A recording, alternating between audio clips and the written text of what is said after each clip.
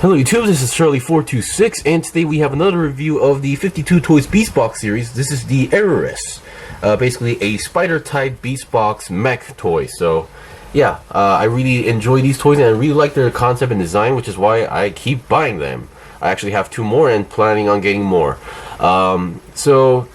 Let's go over the usual review. So first of all, you still get the Beastbox charger. Basically, these Beastbox chargers are these case. You see that's where the cube form toy is now inside. And once again, these cube chargers / cases can be connected with each other by side or top from bottom. So really nice concept and idea. Other than that, before we go into the review, so here are the components. So here we still get the typical. Number 1, we get the catalog, which is still the same. Number 2, we get a instruction manual for the box charger / case. And number 3, we get a instruction manual for the spider transformation as well. And then we still do get the PVC cards, which these are used to be folded up in half and put inside the case. So for those who are having trouble, getting the toy out, this will actually help you out, which will push it out the case, but doesn't really work that well. And then we get a box. Now the box you can see here is kind of different compared to the past ones we saw. So we've seen the Leviathan and then the Landbreaker. For example, those were actually kind of the bigger boxes like this, like one of these boxes.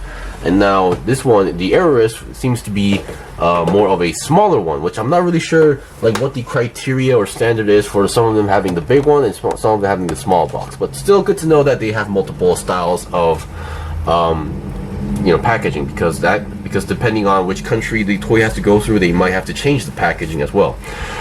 Alright, so let's go with the review right away. So let me get rid of the stand, and now let's take the Eroris from the from the box charger. So the name is actually Eroris, as you saw in the on the box, which is written as E-R-O-R-I-S, but I believe some foreign websites kind of wrote it as an errorless, where there's a computer error, that error was an L-E-S-S. So yeah, that could be kind of tricky, but still. So once again, for those who don't know, these toys are actually, when they're folded up into their cube form, they are a perfect cube, which each length is like 5 centimeter as well. So yeah, they fold up pretty compactly, and some of them can actually get pretty big, up to extend up to 15 centimeters. So yeah, just because it's 5 centimeters as a cube doesn't mean it's a small toy.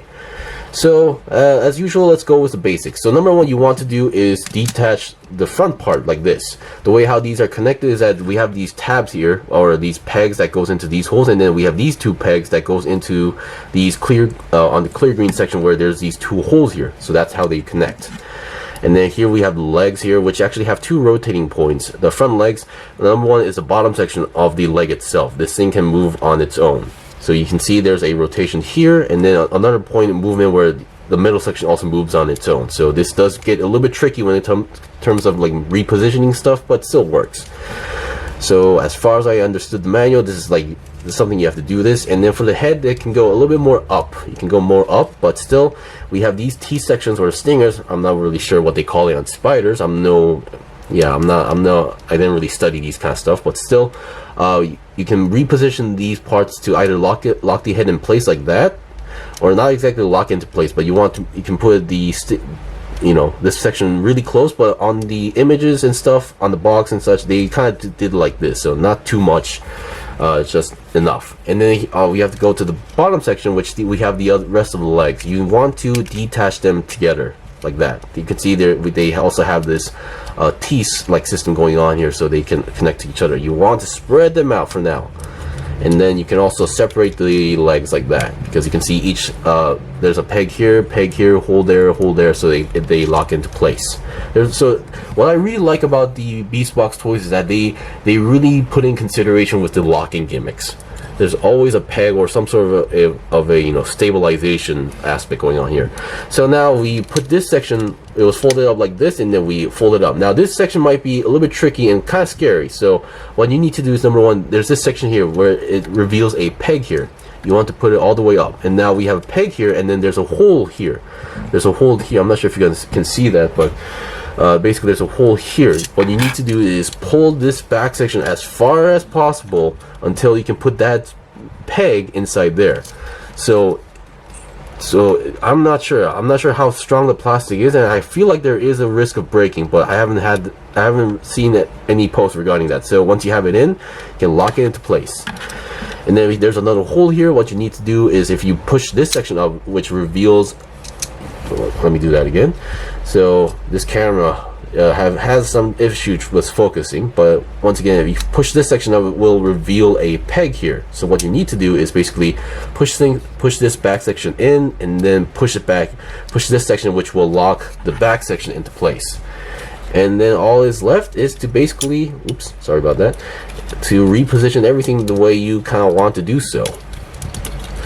So yeah, I mean, I tried to go as much of a flat look, but because of how the structure and the head is, sometimes that could be a little bit tricky, and you need to kind of balance all the legs to make sure you get the right, like, you know, design as well. So this is basically my ideal position for now.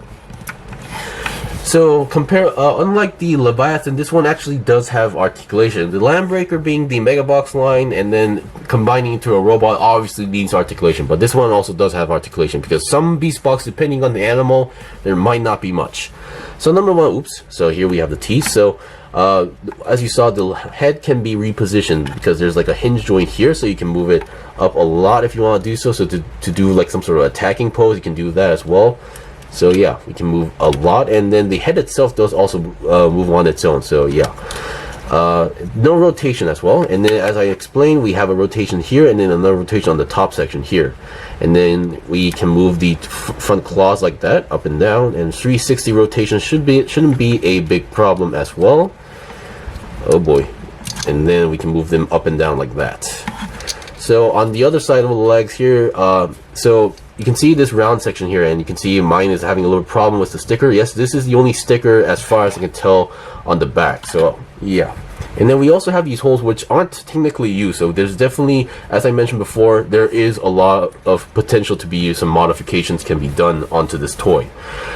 So once again, we can move the front legs like this, forward and backward, back one as well, and then the back one as well. So you can see how the system works. So they're all connected together like this. And then each leg can go up a little bit slight, but the back leg can go a lot more, and then the end tip can go the other way around as well, although I'm not sure if spiders can actually do that. And then down pretty well because of the folding gimmick as well. And then on the back leg is only the main back leg has this gimmick where you can rotate the legs, I believe. Yeah, the rest don't have that gimmick. Don't force it because you might actually break it, but this one you can actually rotate it around, so which is pretty good. And does actually help with posing. And now for the special gimmick, I wasn't aware of this gimmick until I recently got this toy. So on the back here, technically the claw should be like folded in like that, but you can pull out the claw, and then you can pull this section out, or you can either pull or you can rotate this section to reveal a web gimmick. This is pretty cool. I mean, it's a simple gimmick, but it's a gimmick that I wasn't expecting, and it's a gimmick that we don't see too often these days with the web gimmicks, because usually every time there's like a spider related toy and they had to put a web gimmick, they would always either put some sort of slime, you know, material inside it to give the illusion. But still, and the end being a hook, you can pretty much hook this onto any place, and then you can pretty much hang it around, and it actually holds on pretty well. And just in case for those who are wondering, yes, this does actually pop out a little bit too easily, but still works. And you can rotate this section point to reel it back in. So this is kind of manual, but at least the string length isn't too long, so it doesn't take too long as well to do it. But I can imagine someone like modifying this to do some sort of motorized gimmick, or I don't know, a one-touch gimmick with a button you can, you know, make it reel it back in. And yeah, and another aspect I like is that this section here, this clear green piece which is written overflow, I really like this aspect. I'm not sure what the other red spider, there is another spider out there which I believe is called dark web, and then here this section should be yellow on that one, and then it has a different term on it. But still, I really like this aspect and design, and the color scheme works overall very well. Because I don't know, having a red spider, I don't know, it definitely had a feeling like Spider-Man. So yeah. And that's pretty much it for the review. So anybody who likes to have a spider mech in their collection, this is your pick. Anyway, that's pretty much it for the review. If you guys got any questions or requests, even comment below. I still have more stuff to buy and build and make reviews out, so please stay tuned. Until then, See you guys next time.